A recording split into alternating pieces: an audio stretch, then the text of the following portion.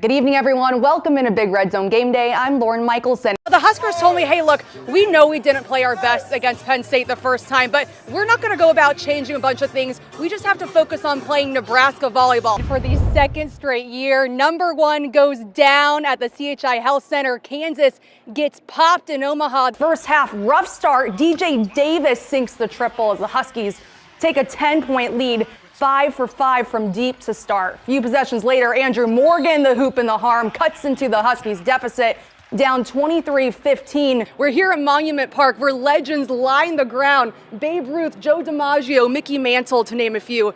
The Huskers hope to make some history themselves with a win on Saturday. It's about time head coach Tony Vitello and his team finally get to celebrate as national champions. With an RBI and a home run in Game 3, Dylan Dreiling won Most Outstanding Player. Gabe Swanson drives in the winning run for you guys today. What can you say about his performance, not only today, but all week for you all?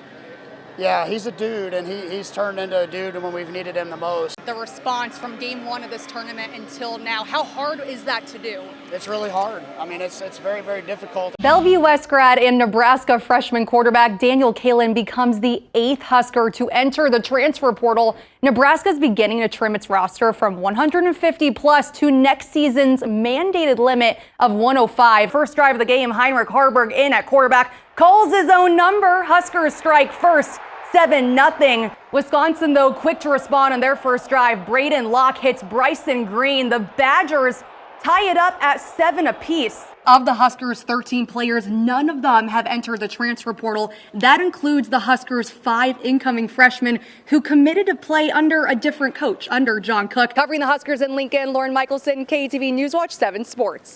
Is this your first time back in Omaha since the College World Series? Yeah, it is. Does it bring back any kind of emotions or anything? Not really. I mean, it's a place. That about sums up Paul Skeens. All business, rare emotion, even back in the city where just 10 months ago, he led LSU to its first College World Series title since 2009. The Tigers can say, we are champions. But a lot's happened since Skeens hoisted that iconic trophy. From a national title to being selected number 1 overall in the 2023 MLB draft. Pittsburgh Pirates pick Paul Skeens, right-handed pitcher from LSU. You know, my life has changed a lot over the past 10 months or so. But it's been great. I'm enjoying it. Skeens sees college ball and the pro game as 2 different sports. I mean, hitters just have a better plan in pro ball for sure.